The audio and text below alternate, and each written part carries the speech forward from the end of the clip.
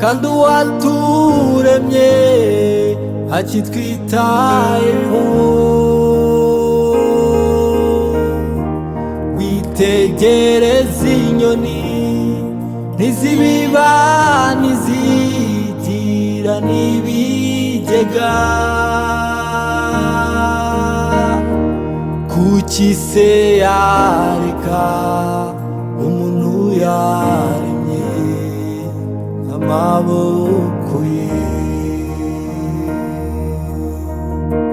Kuki se yareka umuntu yaremye n'amaboko ye?